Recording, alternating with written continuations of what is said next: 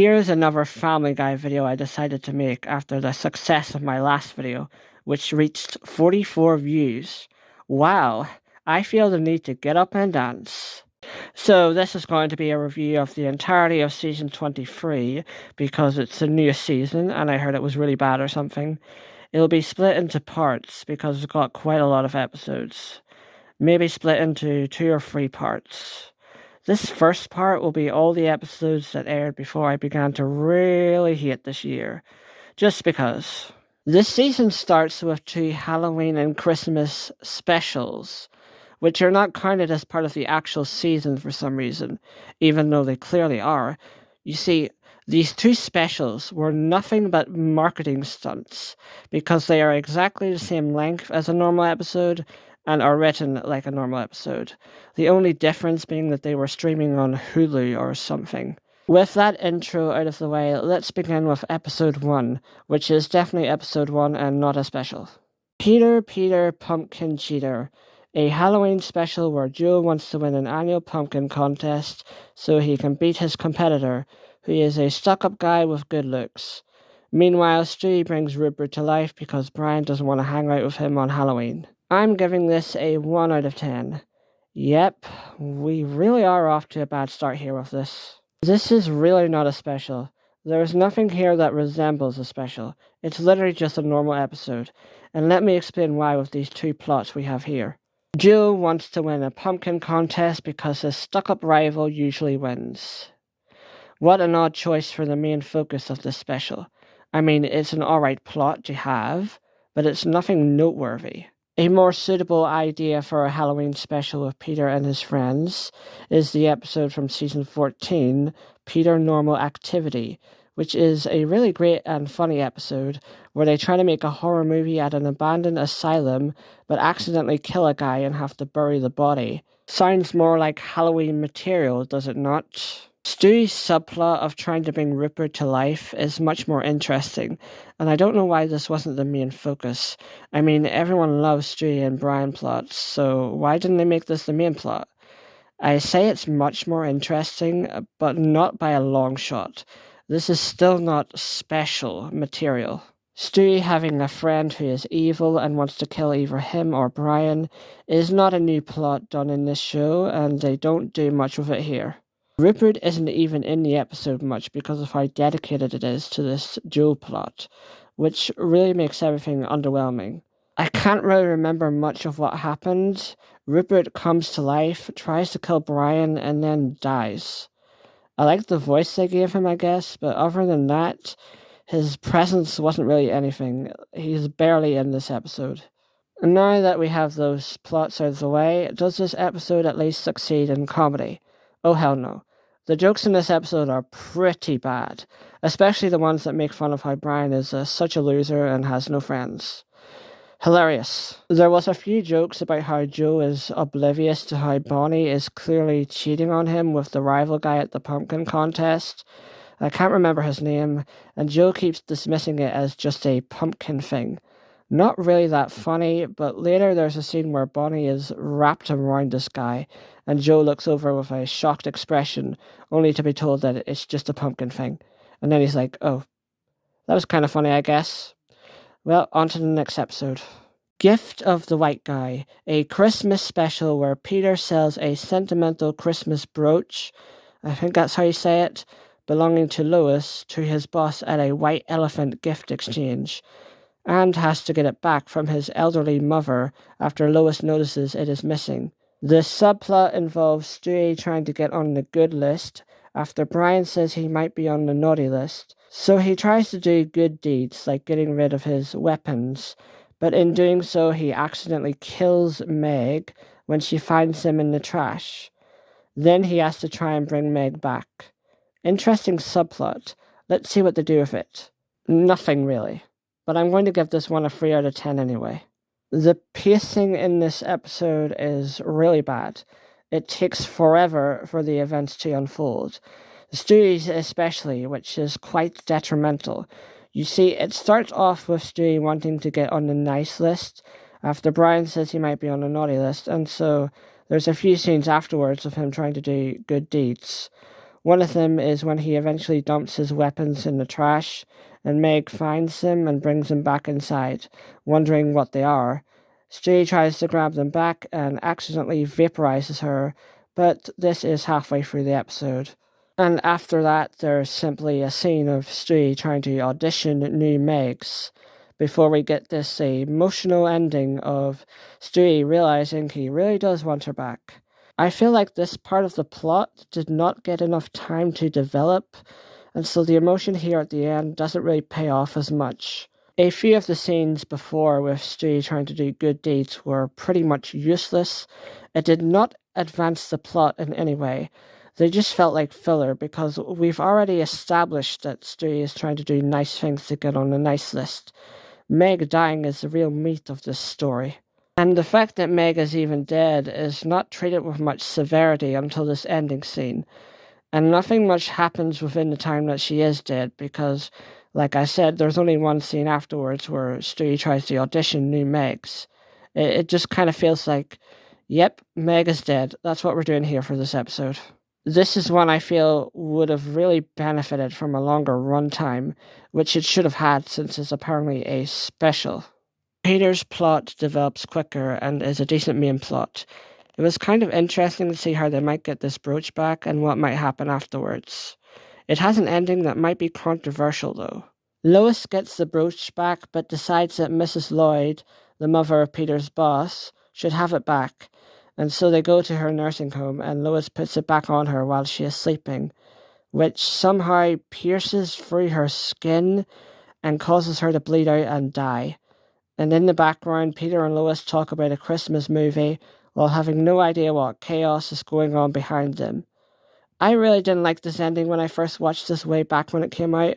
I thought it was really unfunny, and to be honest, rewatching it now, it kind of is a bit funny.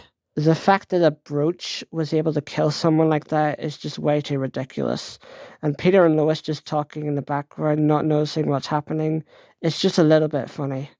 The comedy in this episode is definitely a step up from the last episode. There were a few decent jokes, nothing hilarious though. On to episode 3, which is a Top Gun parody called Fat Gun, which I'm giving a 1 out of 10 for being fucking boring. Yeah, I have never seen these movies and I have no intention of watching them. I don't think I even need to see them to judge this episode on its own. This does mean I can't exactly comment on whether it works as a parody though. All I can say is since it's a parody, it focuses only on comedy rather than a proper story, so it doesn't really work well for 21 minutes and would work better as a short skit since it's quite boring and unfunny. Possibly the most boring episode I've ever watched. When you focus solely on comedy rather than storytelling, but the jokes aren't funny, you get nothing. I found like one joke funny, and that's when Joe's character dies and Peter leaves to go into other movies to mourn him, and then comes back years later only to ask who Joe was when his name was brought up again, and is told, "The guy you've been mourning for 40 years. Normally I don't watch these Family Guy parodies because generally I dislike settings like this where we are seeing the main characters, but they're not really the main characters. Nothing wrong with doing that, I'm just not into it personally, so I would have skipped this one if I wasn't doing this video. This makes me not sure if this is worse or better than the other parodies they've done. On to episode 4, Live, Laugh, Love, which I give a 3 out of 10. Lois goes on a field trip with Meg and Chris's class and Principal Shepard, and during so she finds out about a personal secret from Principal Shepard, that he misses his ex-girlfriend who he got into a fight with years ago and hasn't seen since, and so Lois wants to help Principal Shepard see her again. Meanwhile, Peter becomes worried when he discovers that Joe has never reacted with a laugh icon at any of his texts. Yes, fucking really. Let's start with this subplot. You may be surprised to hear that it's boring. Yeah, this is a really nothingy plot that has a predictable ending where Joe finally reacts with his first laugh icon. There's a scene where Peter breaks into Joe's house to get to Joe's phone and has to walk through all these pulleys Joe is tied to, which was clever, I guess. And the scene of the ostrich appearing out of nowhere was kind of funny, especially if you had no idea who this ostrich character was before. Other than that, nothing to say about this plot. Lois's plot was more interesting and should have had full focus. Like, why does every episode need a subplot? Especially when, why does Joe not laugh at Peter's jokes? Is the best you can come up with. I say it was more interesting, though it's still not that great either. It had more potential to be better, though, as an exploration into a side character's life. Though this side character is one that is a very immoral person who harasses his students. So I don't know why we should care that he misses his ex. Having an episode about Principal Shepard is not a bad idea. Having an episode about his life is also not a bad idea, but one that wants us to sympathize with him is a bad idea, because he's not a sympathetic character. The ending is another really, really predictable one, where he meets his ex again and she's ugly and fat, because that has never been done before in the show. I actually watched this one before I had the idea for this video. Like, I watched it way back in March because I was seeing clips of it in my YouTube feed, and I thought, an episode focusing on Lois trying to help a side character who she wouldn't usually be paired with? I'm intrigued. So at least they tried to do something they normally wouldn't do. I do like that they are giving episodes to side characters recently. Some of the ideas could just be a little better. One other thing to mention, I really like the flashback to 1993, where we see that early 90s fashion. The music in that flashback is also quite nice to listen to. On to episode 5, Drunk with Power, which I'm giving a 1 out of 10 for also being fucking boring. Peter meets Supreme Court's Brett Kavanaugh at a factory tour at the brewery, and later wakes up wearing his clothes because Brett doesn't want to do his job anymore. Everyone believes he is Brett, while the real Brett spends time with Peter's friends in a highly entertaining plot. So after Peter wakes up and is thought to be Brett Kavanaugh, he does things with the others in the Supreme Court, as you would imagine. Towards the end, there's a bit about gay marriage because Brian tells Peter he has the opportunity to rule in favor of it. And there's a message at the end about how gay people are just people trying to live their lives. Which was fine, I guess, but nothing new from the show once again. They've done an episode about gay marriage rights before, and it was 10 times better than this, since here it just feels like it's just been tagged on. The episode ends on an unfunny joke of Peter being roofied. You might find this funny or interesting if you know or care about who these people are, like beyond just knowing their names. Otherwise, definite skip. The jokes in this episode are your usual modern Family Guy comedy, so you're really not missing anything. On to episode 6, Lois C.K., which I give a 3 out of 10, but I still don't care that much about it. Lois becomes a successful comedian who only tells jokes about how much her life sucks with Peter in it, who soon finds out about it, and so tries to act smart so she won't have any new material. So far I have the least things to say about this episode, I think. The comedy ranges from to decent, with a few good visual gags and jokes. At the end, when Lois's jokes don't appease the crowd anymore, Peter jumps in front of the stage to protect her when people start throwing tomatoes. And this is when Lois realizes that Peter is a good husband after all, and blah blah blah. Yeah, you think I'm mocking this episode for trying to have this moment? They don't even care. Literally, they make a joke about how they're running out of time in the episode and speed through their reconciliation. They don't care, so I don't care. It's all going to be back to the status quo by the next episode anyway. Instead of this rushed ending, they could have had Lois have an internal conflict with what she's doing instead. But no, she doesn't care up until she can't make any more jokes. And only when Peter protects her from the rioters is when she realizes her mistake. So yeah, pretty nothing episode. On to episode 7, The Chicken or the Meg, which I give a 1 out of 10 because it's terrible. Meg goes on to this reality TV show where the contestants dress up like farm animals and viewers vote on who they want to leave the show. On this show, she meets a guy in a chicken costume who turns out to be a real chicken named Nugget, who is the son of Peter's arch nemesis, the giant chicken. And when Peter finds out, he tries to forbid Meg from seeing him, telling her it's either him or me. so Meg leaves to live with the chickens. But then when Peter is mocked by the chickens at a bowling alley, she feels bad for him and goes back to the Griffins. This is the worst one so far. I know so far I've given other episodes a 1 out of 10, but that's just in terms of quality. Like, it can be really boring and uneventful and still have that rating. It doesn't have to be annoyingly bad like this one. This is the one that randomly decides to kill off the giant chicken in the lamest way possible. Meg decapitating him because he mocked Peter in front of her at that bowling alley. She mentions to the chicken family how she felt bad, and Ernie gets annoyed and uses the same "it's him or me" tactic Peter used, and they glare at each other like they're about to have a fight, until Ernie says he can't hit her because she's a girl, which is when she tears his head off and throws it in the backyard. Yep, that's how he's killed off in the show. That's not irritating at all. The reason they try to justify Meg wanting to go back is because Peter begins to miss her after she leaves. At first, he doesn't seem to give a shit, and then in the very next scene afterwards at the Drunken Clam, they're talking about how Meg has left, and Peter recounts a story about how Meg fell down the stairs as a kid and how it was hilarious. And this is when Peter says he thinks he misses Meg. Yeah, not very impactful to have him miss Meg in the very next scene after seeming to not care about her leaving.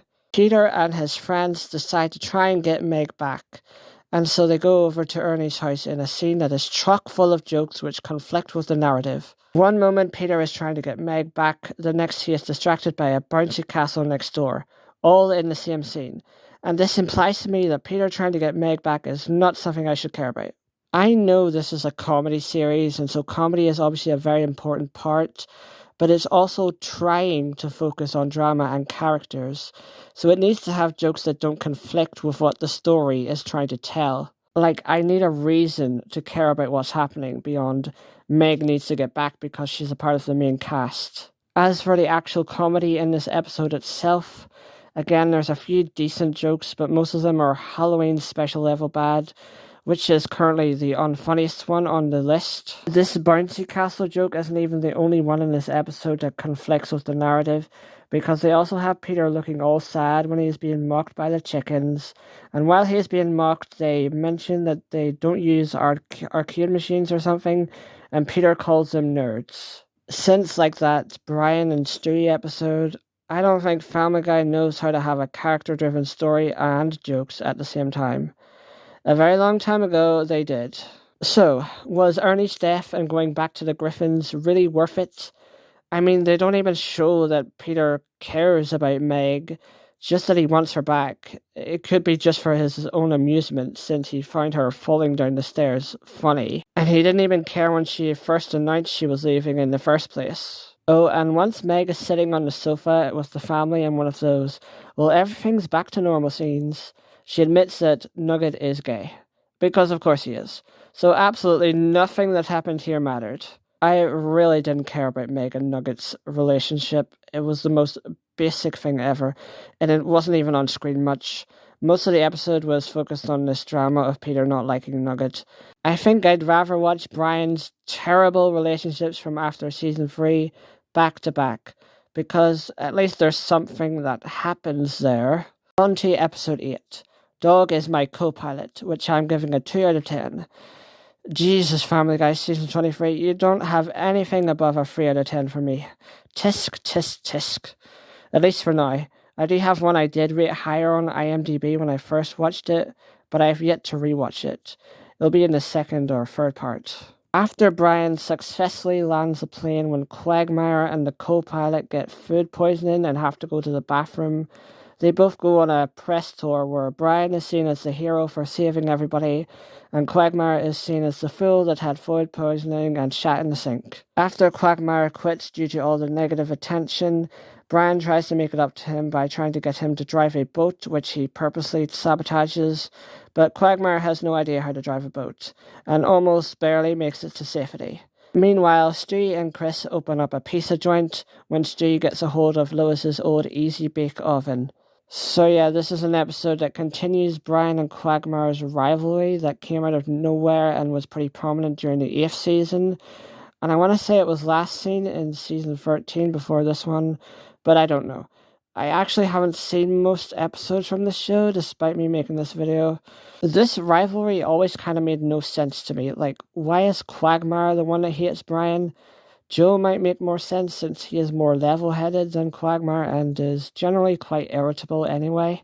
Quagmire the fucking rapist as the choice for the Brian hater is just weird. Not that it can't be funny sometimes. Like, it was funny in that Christmas episode in season 9 because Brian was trying so hard not to look like an ass in front of Quagmire and his niece, in a way that still made him a likable character, just flawed. This episode does not make the rivalry funny. Surprise, surprise. Brian brags about landing the plane and acts self-absorbed on every interview, not even caring that Quagmire is the one known for shitting in the sink. And he is like this for much of the runtime. When Quagmire decides to quit his job as a pilot, it only takes Lois to tell Brian off for him to realize how selfish he's being. And so this is when he sabotages the boat by doing something to the driver, I can't remember. Quagmire crashes into another boat, but nobody is injured. Quagmire gets angry at Brian, and this is when Brian says he only did this because of how bad he felt for Quagmire, saying, "I just saw how much you'd been hurt by all that had happened." When did that happen at any point in this episode? It doesn't take a genius to realize that Brian is really unlikable and idiotic in this episode. That's what they were going for, but it's not enjoyable and it's not funny, and this "I'm sorry" speech at the end didn't mean anything, because Quagmire still hates Brian at the end of the episode. And at the very end, it's revealed that the plane Brian drove was on autopilot the whole time, so Brian didn't do nothing. Whatever. Why the fuck did they do this to Brian's character, and when did this start happening? You think Stewie changed a lot? Brian went from voice of reason to unlikable, unintelligent loser. How the hell do you do that? I was thinking it might have happened in season 12 when that herpes episode came out, but then I remember episodes before season 12, like Brian writes a bestseller, where him being unlikable is a big part of the episode. And oh god, let's not forget Be Careful What You Fish For, where he lets Stewie get abused at a daycare because he wants to date the preschool teacher. Yep, that's Brian, alright. He just dates any fucking woman he thinks is attractive. That was a really defining trait of his in the first 3 seasons. I don't think I've ever seen a character degrade as much as Brian Griffin. It really is something to behold. There's little callbacks to Stewie being evil in the newer seasons, even one line in this episode, but the old Brian Griffin is just no longer around. Okay, after that big rant, let's get to the subplot of this episode, which I almost forgot about. Like, literally, I had the script written for this review, and I completely forgot about it. Not because it's bad, though. It's actually pretty okay. I liked seeing Stewie and Chris hanging out together. It was more entertaining to watch than the main plot as well, and there were some good jokes here. I'm not a fan of how it ended, though, with Joe shutting down their pizza place because they don't have wheelchair access. The joke is disabled people. Anyways, that'll be the last one for this part. I don't know when I'll get to the other episodes on the list, but I'll get to them at some point. I've seen like 4 of them so far, which I'll have to rewatch. This one right here is one of the ones I've seen, and it's certainly an interesting one.